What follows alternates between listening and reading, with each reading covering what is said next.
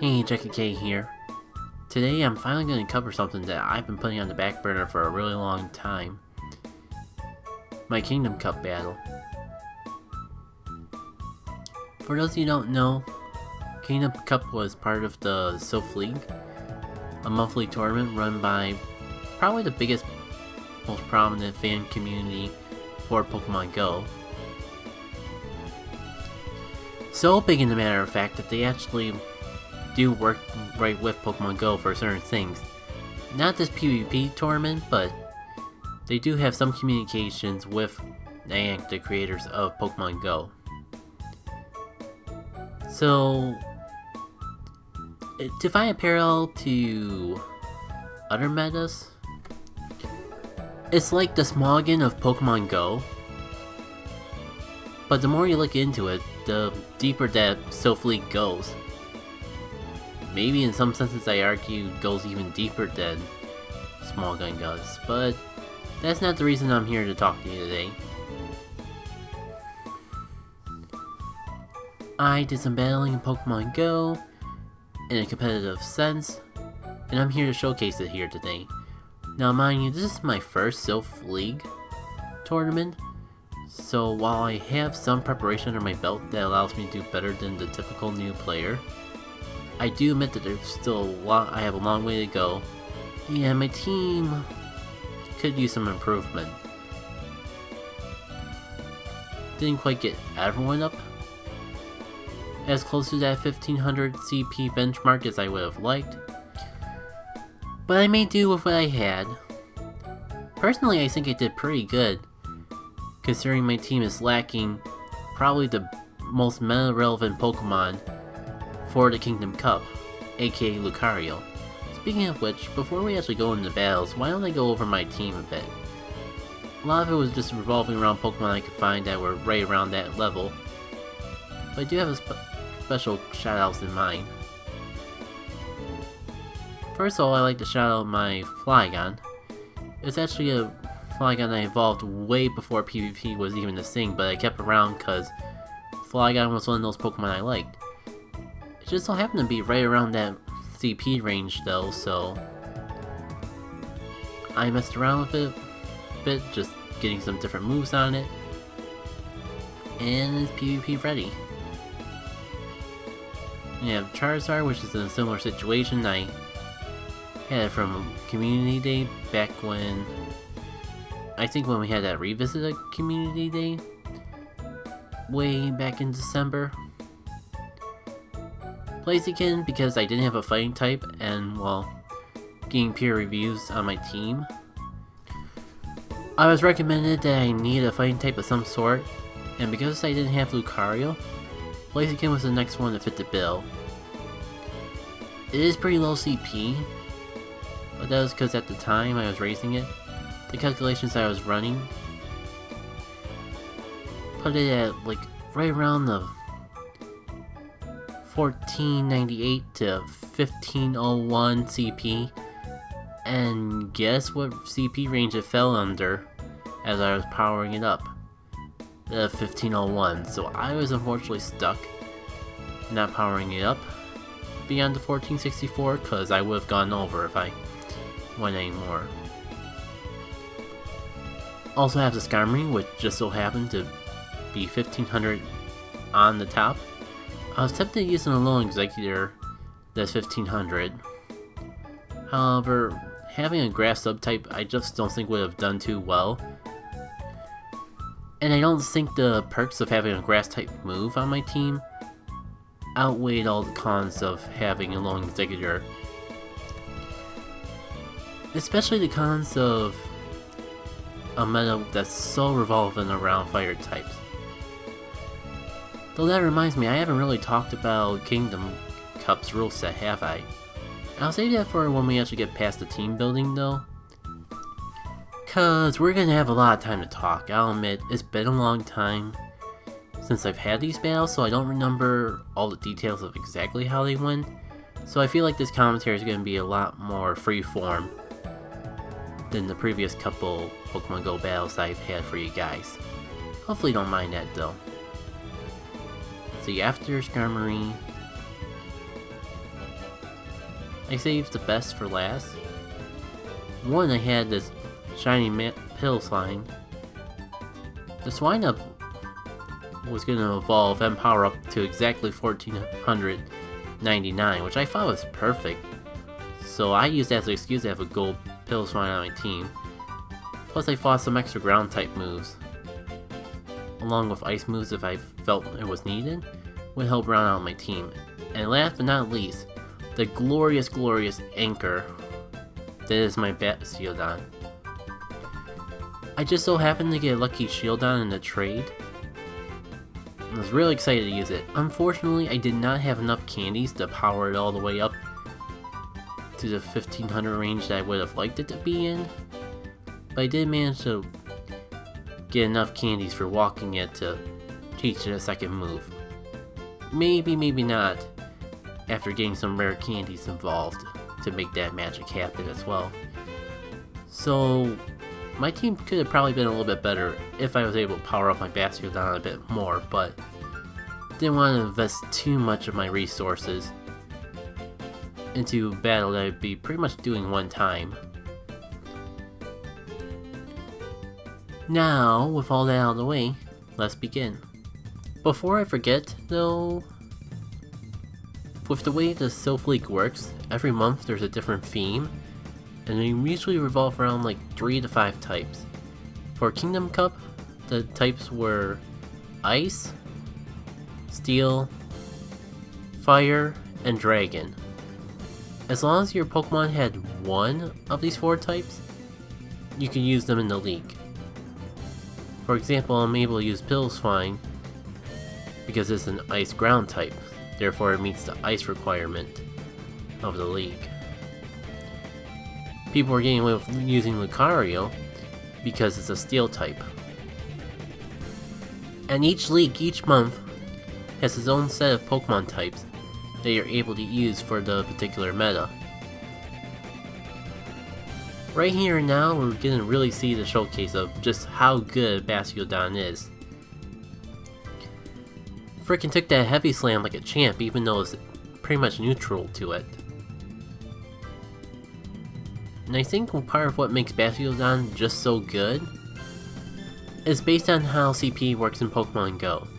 For those of you listening to know, CP that you see on the screen is actually calculated through a formula, taking all the individual stats that a Pokemon has in the main games and converting it into a CP.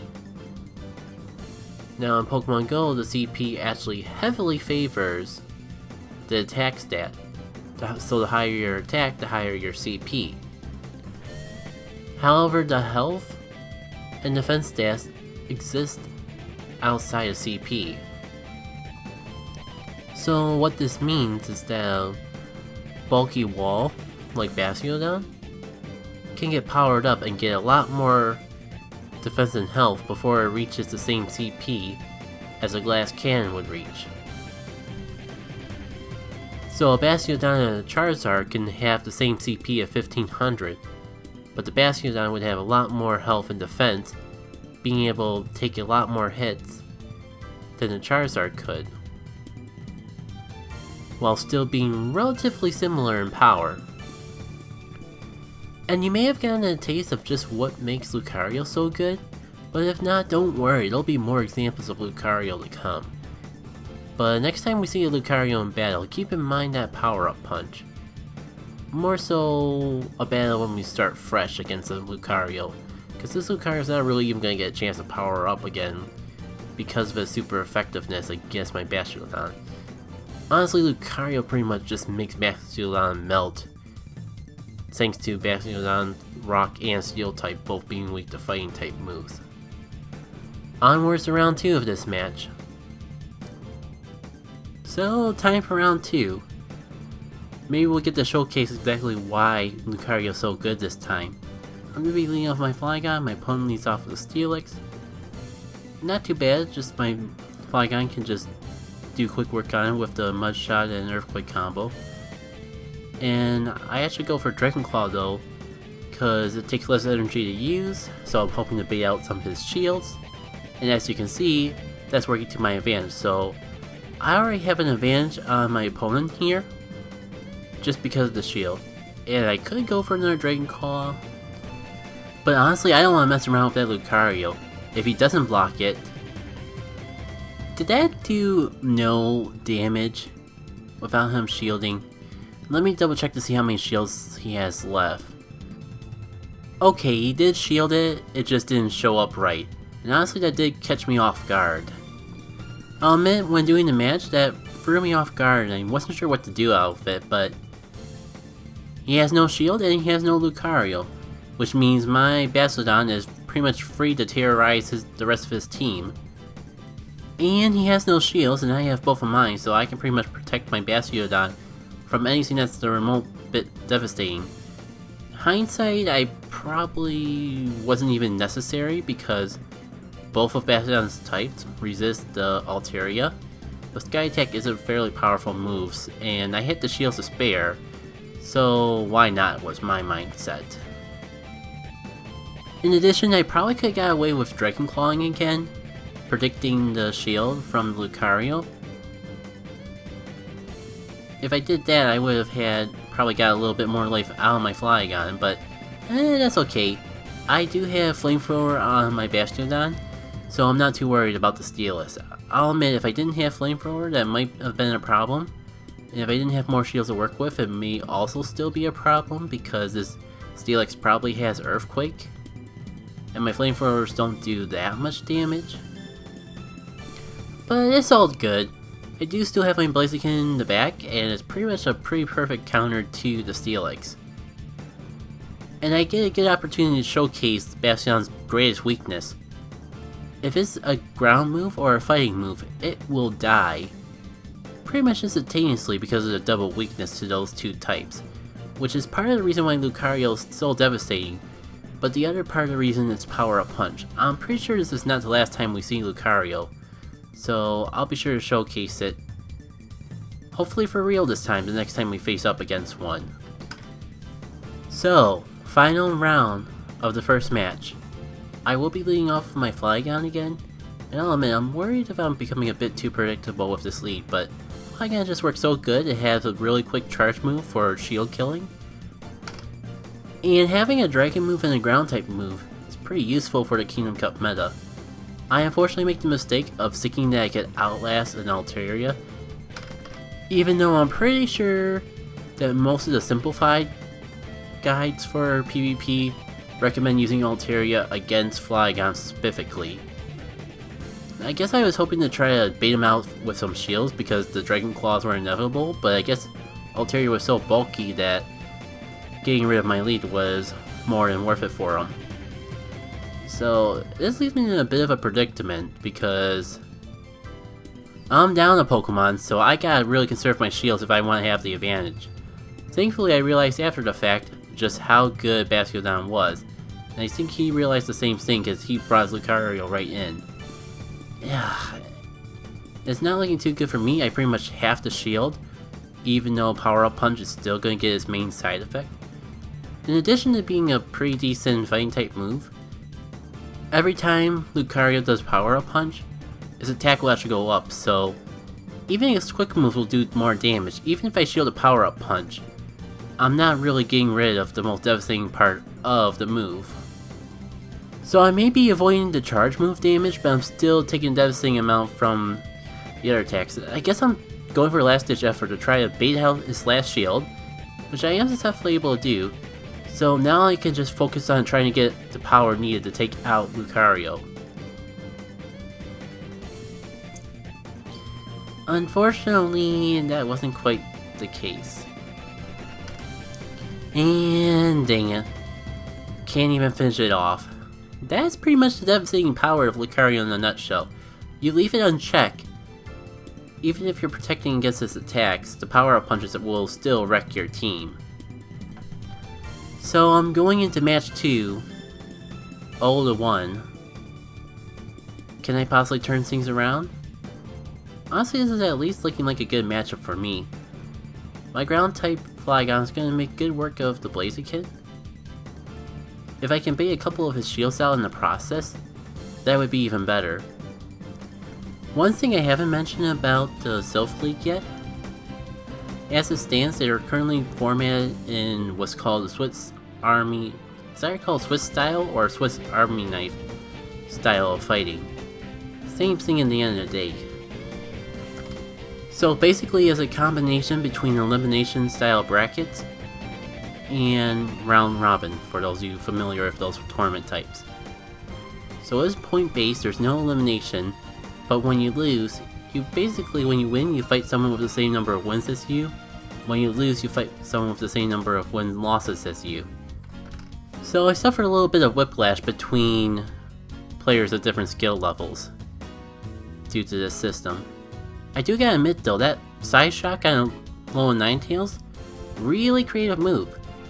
Because a lot of people would probably be bringing, well honestly most people would bring Lucario for the ice types. But I was forced to bring Blaziken, and I assumed that most people that didn't have Lucario would be in a similar situation. So props to you, man, for it. Unfortunately, I baited out shields early on, so I could afford to use the shields to brute force my way through the Lowen Ninetales. And I'll admit, lag kinda screwed me out of that. And I thought that I might actually lose the match because of lag. I think I did actually lose this match because of lag. Yeah, because my second Pokemon didn't get a chance to fight at all. Leave my Bastiodon as pretty much a sitting duck to this ground type attacker. Very unfortunate. Didn't have the heart to say that, hey, the game lagged, we need to do a rematch, not count that. So I just bit that loss. Hopefully though I can just get 2-0 in the next couple rounds and make it up and actually not be on a losing streak for this match. So the good news about this situation is I know the trick with the Alolan Vulpix, so I saved my Blaziken for later on and go into the Skarmory that I had sitting in the background. And my opponent could tell right away that it was not working out for him, hence the switch there.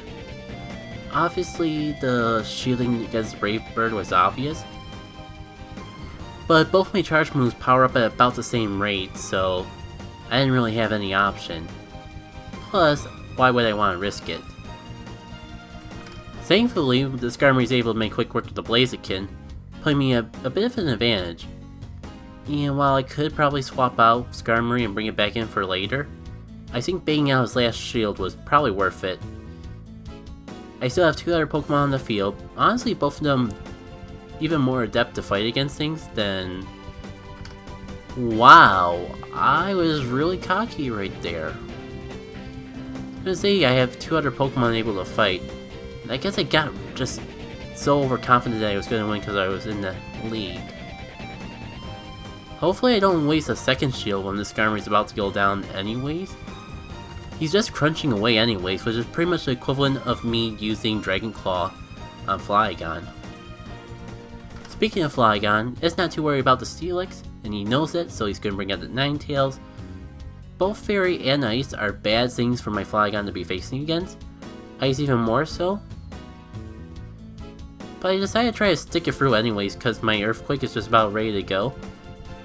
My Blaziken is still sitting in the back, pretty much at full health.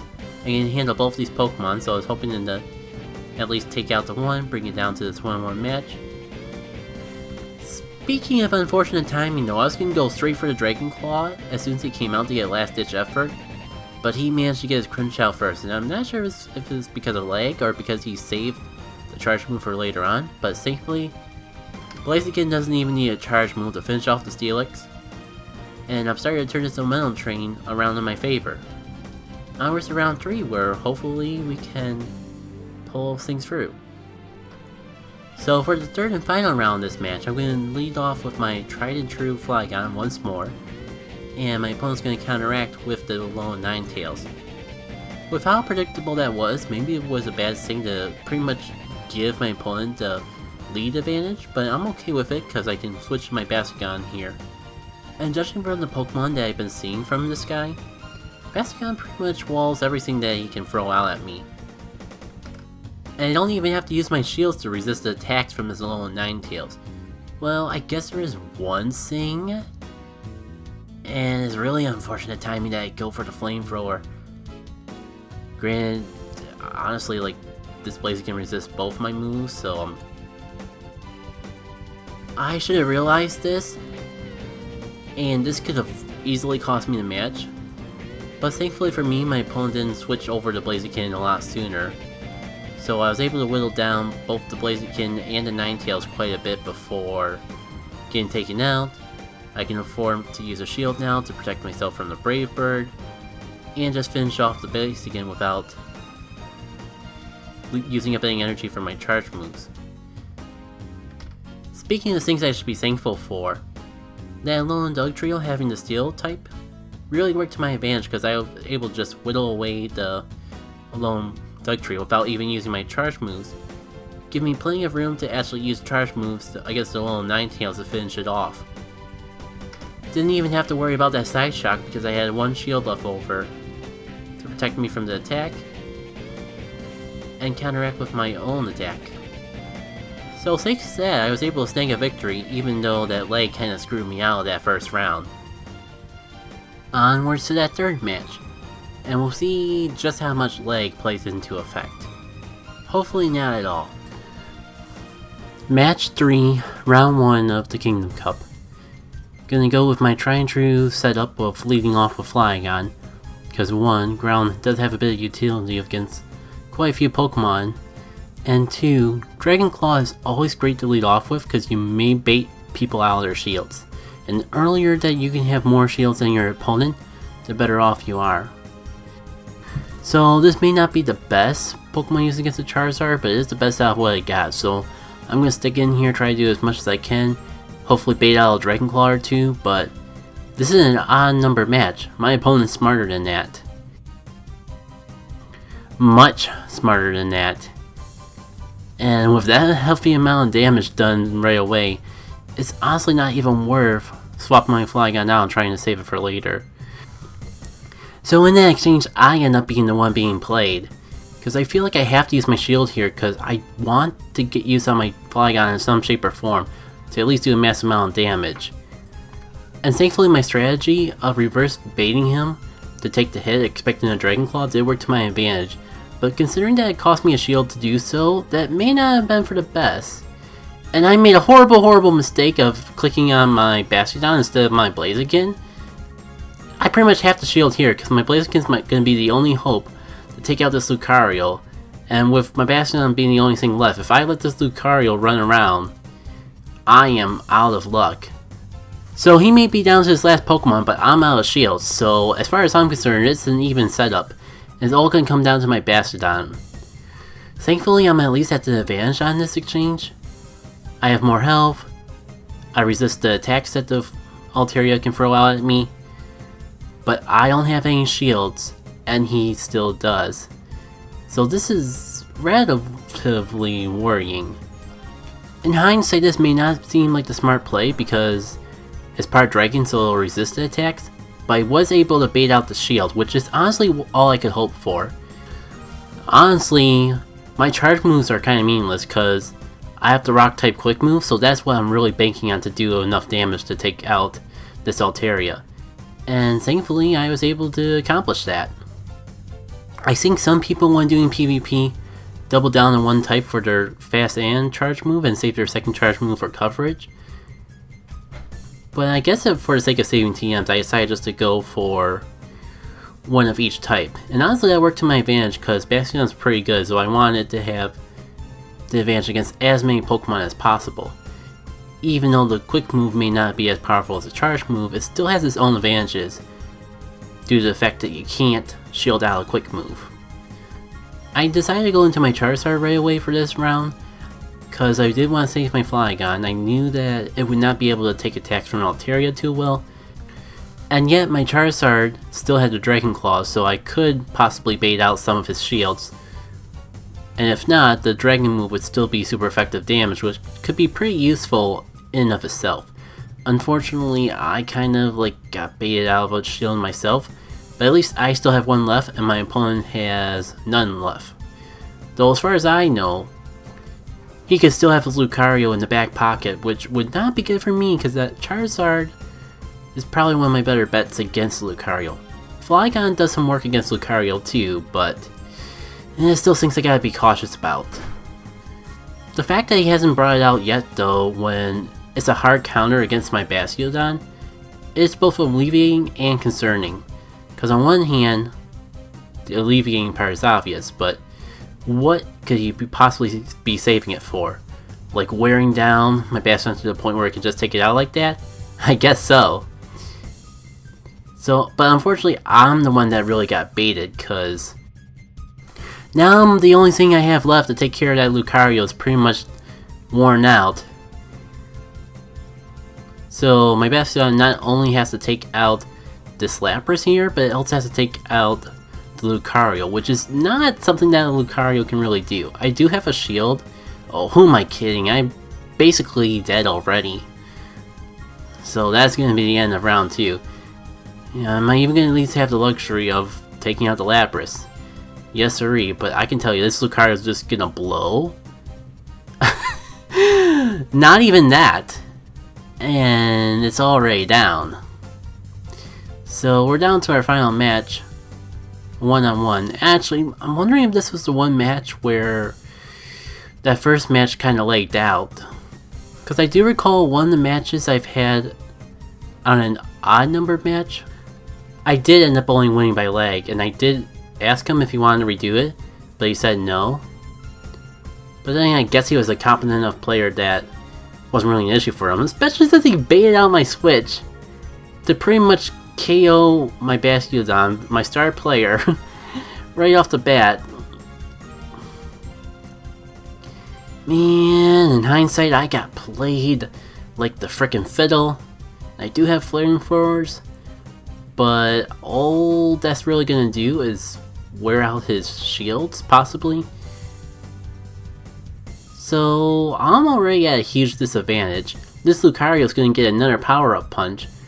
I'm thinking I'm gonna just take it, which honestly I do. That actually might not have been a bad play because that wasn't too much damage, and I can save my shield for the more devastating power-up punch that's inevitably gonna come.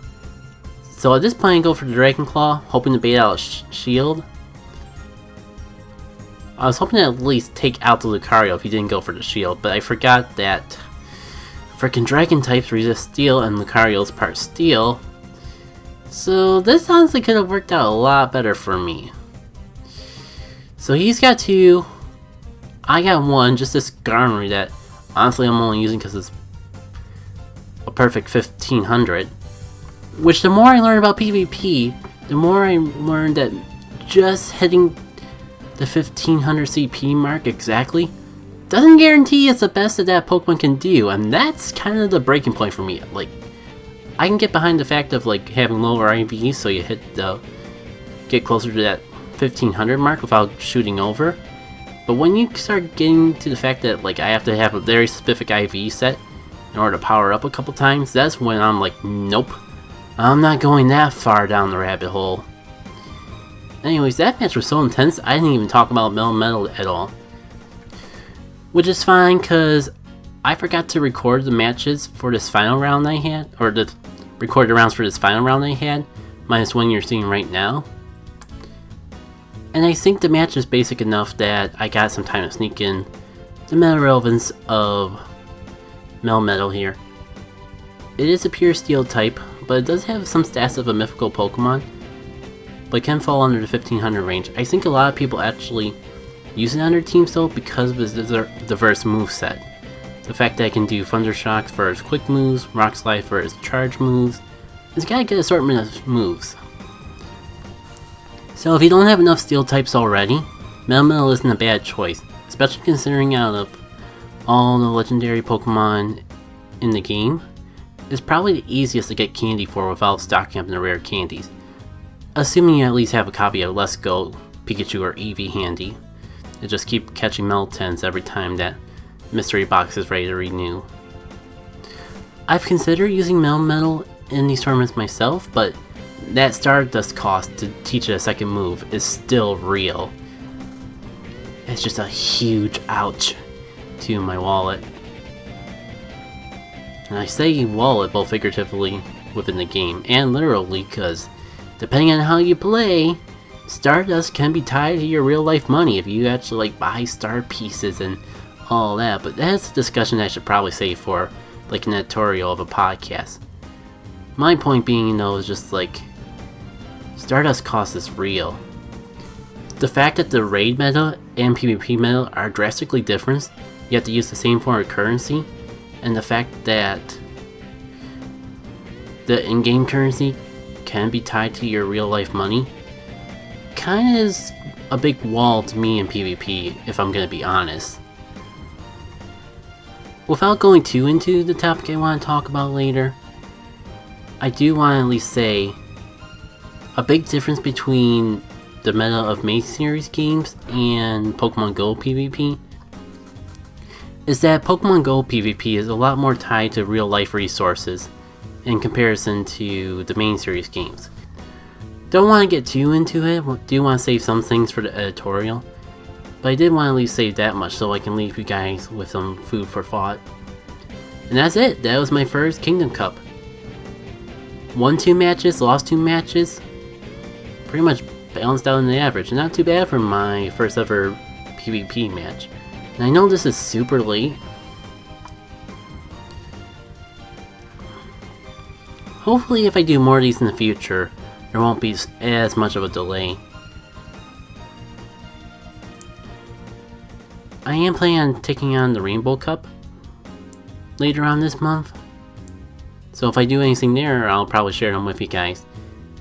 And probably find some sort of way to make the commentary go by a little bit quicker, so I can get out a little sooner for you guys. I'm not going to guarantee that it'll even be within the same month that the match happens, especially since the one place that consistently does PvP matches for Silph League has their matches at the very end of the month.